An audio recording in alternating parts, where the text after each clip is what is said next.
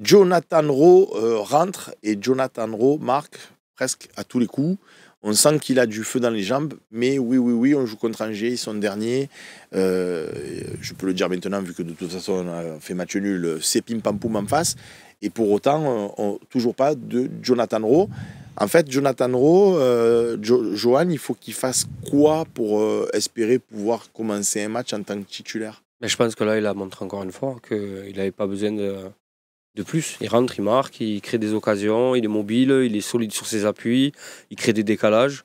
Si on ne le voit pas au prochain match, c'est que, je sais pas, peut-être qu'il... Il y a DJ Smon qui nous dit ce matin, Slim a remarqué qu'Oro était très vite fatigué, qu'il n'a peut-être pas encore le physique pour démarrer. Tu partages ça? Oh, pas du tout. Pas du tout. Moi, je le sens pas. Au contraire, je le sens pas fatigué. Je le sens bien en jambes. Il est affûté, il est disponible. Et moi, j'aime beaucoup ce style d'ailier qui, quand ils ont le ballon, ils vont au duel. Ils arrêtent de rejouer sur le milieu.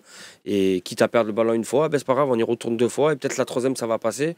Et puis, à chaque fois qu'il a le ballon, il est dangereux. Faut dire la vérité, il est dangereux. Moi, pour revenir un peu aussi sur ce qu'on disait sur De Zerbi, ça rejoint Jonathan Rowe. Ce que j'aurais fait à la mi-temps, c'est que j'aurais sorti Carboni pour Harit et Murillo pour Rowe. Et j'aurais mis justement Lucien Riquet à la place de Murillo et Rowe sur le côté droit. Et là côté gauche, pardon. Et je pense que c'est quelque chose qui nous a manqué, un peu cette percussion, cette vitesse, peut-être cette insouciance. Mais ce qui est bien aussi, c'est qu'il était dans la surface. Quand il y avait des centres, je ne sais pas si vous vous rappelez des 5-10 dernières minutes, Ulysse Garcia avait énormément de ballons sur le côté pour faire des centres. Il levait la tête, il n'y avait personne. Donc s'il n'y a pas de joueur dans la surface, c'est difficile de marquer des buts. Mais c'est d'ailleurs là pareil. Je pense qu'on n'est pas dans les petits secrets de l'équipe d'Angers. Je sentais que c'était quand même un peu une consigne. C'est-à-dire que comme on était à 10 contre 10, s'il y avait un truc du terrain où il mettait une attention à ne pas défendre le plus possible mais à se concentrer, c'était justement ça. J'ai l'impression, c'est ça qui est un peu choquant sur ce que tu disais sur le système de Zerbi, que j'avais l'impression qu'à un moment donné, presque il leur avait dit Alexandre Dujeu, et bravo à lui, c'est intelligent, et de dire, tu sais quoi, au pire, laissez-lui le ballon à Ulysse Garcia, parce qu'il va faire descendre pour personne. Et c'est vrai que le défaut d'Ulysse Garcia, on le sait très bien, contrairement aux autres, c'est que lui, il va prendre le ballon, il va centrer. Il y a des mecs qui peuvent prendre le ballon, déborder. Ce qu'on a vu avec Quentin Merlin, qui est capable d'aller déborder, d'aller faire d'autres choses. Donc tu te dis, oula, on va peut-être pas le laisser seul. Mais Ulysse Garcia, tu sais que ça va être une machine. Et il les fait très bien, et encore bravo à lui. Son centre pour Murillo, il est parfait. Mais tu sais qu'il va faire que ça. Donc laisse-lui. Et c'est en ça encore qu'on était un peu prévisible. Et par rapport à Jonathan Rowe, moi, je suis en train de me demander un truc, c'est est-ce qu'on ne pourrait pas tenter Jonathan Rowe titulaire à droite pour laisser Greenwood dans l'axe? Et je m'explique juste sur un truc, c'est que Greenwood, j'ai l'impression qu'il faut forcément beaucoup d'attention de la part des défenseurs, et c'est très facile. C'est plus facile de défendre à deux sur Jonathan Rowe, sur Greenwood, pardon, quand il est sur le couloir droit. Pour le bloquer, tu mets deux défenseurs sur lui, et c'est ce qu'on voit depuis la deuxième, troisième journée, parce que tous les coachs de Ligue 1, ils ont vu les premiers matchs, ils ont dit bon, va falloir qu'on fasse quelque chose, sinon il va nous en mettre deux à chaque match. Et du coup, c'est peut-être mieux de le mettre dans l'axe où il va pouvoir s'échapper plus facilement, aller à gauche, aller à droite, et on ne va pas le bloquer sur la ligne de touche. Ça me fait penser à un mec qui a démarré à l'OM côté droit et qui a très vite été bloqué, et qu'on a mis dans l'axe pour qu'il ait plus de liberté, qui s'appelle Franck Ribéry. C'est pas le même profil, je suis pas en train de dire Greenwood, Ribéry, c'est pas ça. Mais dans l'esprit de le marquage et compagnie, de lui donner plus de liberté en le mettant dans l'axe, je trouve pas ça idiot. Ouais. Après, pour revenir sur le cas de Rowe, c'est sûr que... Pourquoi tu dis Rowe, toi? Je sais pas, ou Rowe, si tu veux. Comme j'ai dit un coup l'autre. Non, mais peut-être que tu l'as entendu. Non, Rowe, si tu veux. C'est clair que tu sens qu'il a plus de facultés à éliminer. Et surtout, il a plus d'insouciance, je trouve, au niveau des risques qu'il prend, qu'un Enrique, qui pourtant avait le début de saison derrière lui, les stats, les buts. Et je ne comprends pas pourquoi ce joueur ne se dit pas à des moments je vais tenter.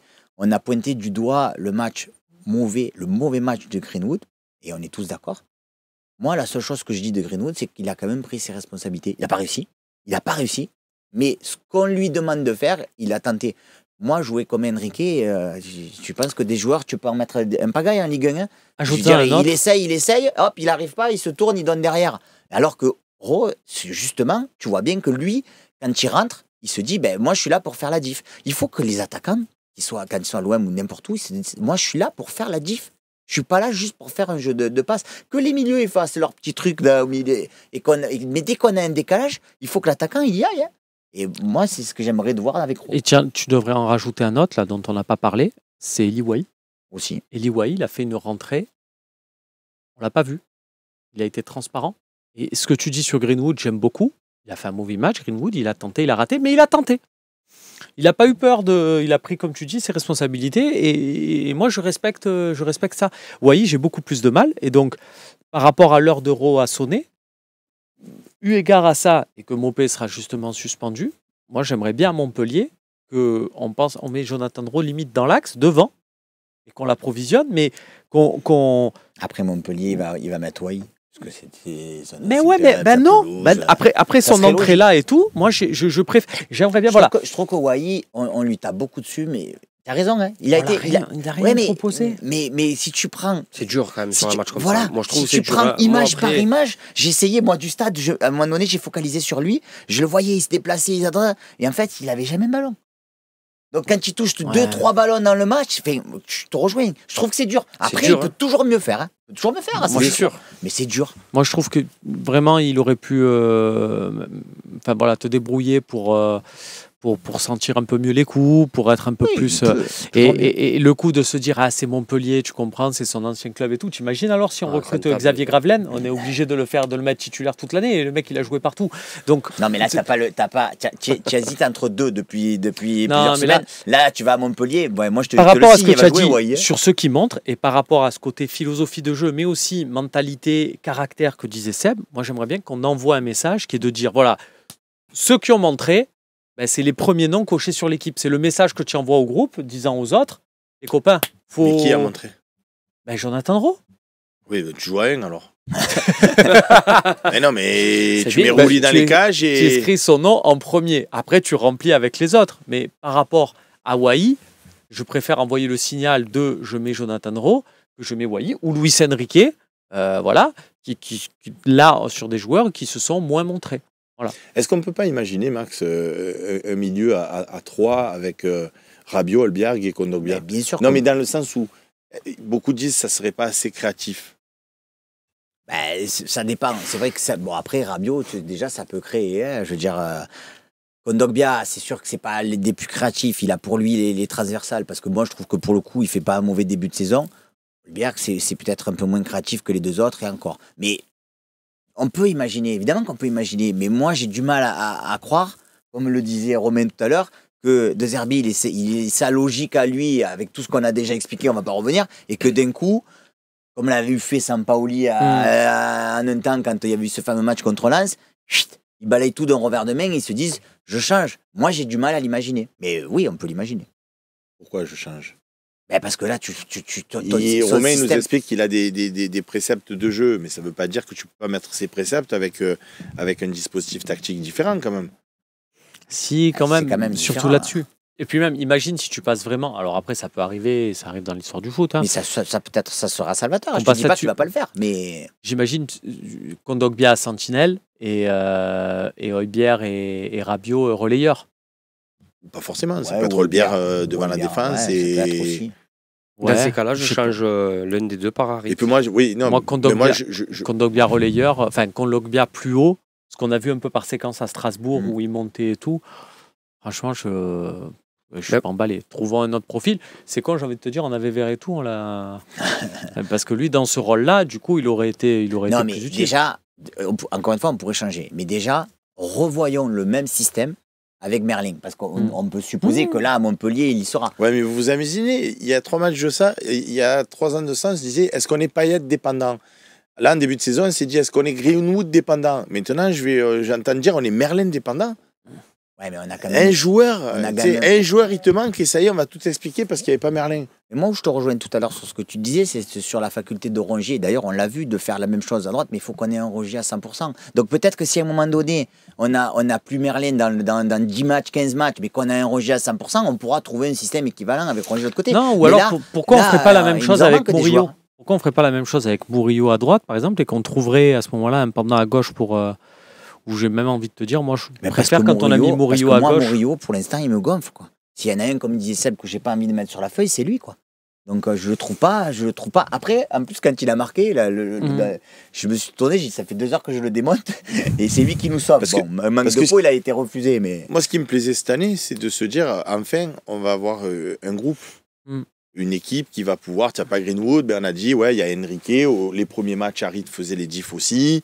Wai, quand il va trouver son... Et là, maintenant, si toute l'année, on doit se dire, s'il n'y a pas Quentin Merlin, je l'aime bien, Quentin Merlin. Un groupe et un collectif, je suis d'accord que moi, c'est vraiment bien de se dire, waouh, on a un groupe et tout. Mais dans ton groupe, il faut que tu aies un joueur ou des joueurs. Qu'est-ce qu'il a fait dans sa vie, Quentin Merlin? Ah, j'ai pas fini. Comme Greenwood, qui sont capables de faire des diffs. Et sûr. Là, sur un match comme contre Angers, ben, on l'a dit, on va pas le... Mais il en fait pas une, ben, manque de peau. S'il avait fait 2-3 diffs comme il fait à tous les matchs, peut-être le match il est plus facile, après les mecs sont obligés de sortir. Bon, voilà, ça va se jouer aussi sur des détails comme ceux-là. Tu vas peut-être avoir un Wai, parce que Wai, quand même, c'est un mec que tu l'as acheté, il va peut-être faire des diffs à un moment donné. Ça serait fou, mais ça serait génial qu'en début de saison, quand on a parlé de titre sur ce plateau, il y a un mec qui ait dit, si on veut jouer le titre, il faut qu'on ait un Wai qui se hausse au niveau de Greenwood. Ça serait top. Il faudrait qu'on retrouve peut-être... après, il n'y a pas besoin d'avoir un Wai au niveau de Greenwood. Si Greenwood, déjà, il reste à son niveau, comme il le dit Max. Comment tu expliques, Max, que... après, il faudrait que je revoie je vais te poser une question, mais en fait, il aurait fallu que je regarde le parcours de Brest l'année dernière pour savoir si ce que je vais dire n'est pas une ânerie. Mais j'ai l'impression que Brest, l'année dernière, le fait de gagner, il y avait cette fameuse dynamique positive et du coup, ils continuent, un peu comme Monaco là, ils font que gagner, ils gagnent, ils continuent, ils ont confiance. Là, j'ai l'impression que Greenwood, il était dans ses petits souliers. Alors, Romain dit OK, ils défendent à 2 sur lui, tout ça. Mais je veux dire, moi, des joueurs de couloir sur lesquels on défend à 2, et tout le temps, ils étaient alignés, et tout le temps, ils passaient quand même. Parce ça porte un nom, ça s'appelle la confiance. Mais je te dis pas comment il peut ne plus être, voilà. Je te dis pas qu'il a plus du tout de confiance, mais le gars, il était là. Les levels, si tu dis 100, lui, il était à 110. Là, il est peut-être repassé à 80. Et puis, dans le match, moi, je l'ai constaté sur Greenwood, et précisément, j'ai l'impression que dans le match, il va tenter un premier truc, un deuxième truc. Si ça passe, derrière, il est sur l'euphorie et il enchaîne. Et si ça passe pas, ben, il est un peu petit. Alors, il tente, comme je disais tout à l'heure, il continue de tenter, mais il est un peu plus sur la réserve. C'est quand même un jeune joueur, non? Il a quel âge, Greenwood? 23. Il a 23 ans, donc je veux dire, il n'est pas non plus... Et Holberg, on l'a senti moins bien aussi. Holberg, il était moins bien. Mais pourquoi? Il était moins bien. Mais... C'est parce qu'il a fait un tour derrière à Lyon et du coup, il faut qu'il reprenne ses marques pour rejouer au milieu. Peut-être que, effectivement, c'est une vraie déception. Peut-être que le fait qu'il l'ait mis derrière, ça lui a, entre guillemets, pas fait plaisir. Je te dis pas qu'il a fait la tête, mais peut-être que dans sa tête, tu vois, il avait ce truc, je suis le patron et tout, d'un coup, on me met au milieu, on me met derrière, parce que quand il a répondu à la question, il a dit, je suis au service de l'équipe. Mais bon, tu sentais que sa réponse... J'espère vraiment qu'il va se reprendre. Tu m'en excuseras, mais ce que tu fais, c'est très marseillais, tu vois. Et moi, c'est tout ce que je déteste, justement, dans tout ce qui représente un peu les supporters de Marseille, même si je m'y mets dedans, c'est que la première fois que je suis venu, on parlait de titre, on était très euphorique. Là, on fait 2 matchs moins bons, et on est en train de se demander si l'autre, et pourquoi lui, il n'est pas bien, machin. Non, moi, je pense que on a fait 2 mauvais matchs. Peut-être que, pour moi, la raison, c'est complètement Lyon. On s'est vu peut-être trop beau. Après le match contre Lyon, putain, il ne peut rien nous arriver. On marque même à la 95e, juste après avoir pris un but dans le temps additionnel. On est tranquille, patata. On lève un peu le pied. À Strasbourg, on perd le match. On arrive à Angers, on s'est dit, ça va, c'est Angers, on va se remettre bien. Et pareil, on ne rentre pas avec la bonne intention. Moi, je pense que... Dans ta logique, il aurait fallu que les premiers matchs qu'on a gagnés, on les ait gagnés sans aucune souci. Alors, pourquoi Toulouse, on a eu des soucis? Oui, bon, ils ont joué à 10 au bout de combien de minutes? C'est qui provoque? C'est eux. Oui, non, mais d'accord. Mais les autres matchs, en plus, on en a parlé plusieurs fois sur le plateau, quand tu regardes les expected goals, au final, tu te dis, waouh, à chaque fois, on était moins bien que l'autre équipe, mais on a gagné. Alors après, on est efficace, tout ce que tu veux. Mais moi, pour l'instant, j'ai pas vu. Et on l'a dit, on l'a répété. Idriss, je l'ai entendu qu'il disait depuis le début de la saison. Je dis, mais je vois pas un OM qui est dominateur, qui en impose, qui a sa patte, qui vient Donc, fracasser les équipes. Donc contre Nice aussi, on a été mauvais. Ben, contre Nice, je dis pas qu'on a été mauvais, on a gagné 2-0, je suis très content. Mais au final, le match, pour moi, il n'est pas abouti. Ben, il a abouti, on prend les 3 points, on produit du beau jeu. Produit du beau jeu, je produis de l'action. Moi, j'ai pas trouvé qu'on ait produit du beau jeu. Mais après, c'est la question que je vous pose, moi, c'est du coup, c'est quoi être bon après, est-ce que c'est forcément prendre les 3 points et se créer 60... Moi, je préfère me créer 3 occasions à marquer 2 qu'en avoir 16 et gagner 1-0. Hein.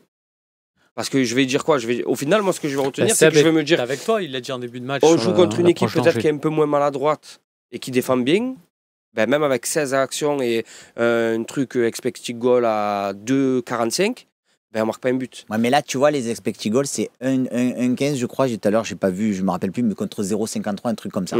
Ça veut dire que tu as fait un match contre Angers où tu peux gagner 1-0, tu peux faire 1-1. En gros, si tu analyses le truc, eh ben, 1,23 contre 0,51. C'est pour ça que tu prends d'ailleurs le but sur recouvrant. Voilà.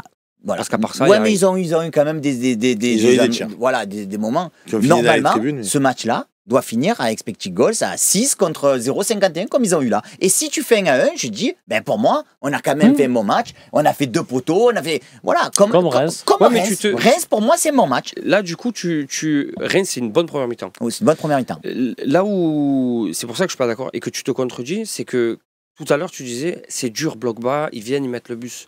Donc c'est dur, bloc bas, déjà, de se créer des occasions. C'est dur pour Wai de rentrer face à un bloc bas. C'est dur pour Greenwood parce que maintenant, ils y vont à 2 ou à 3.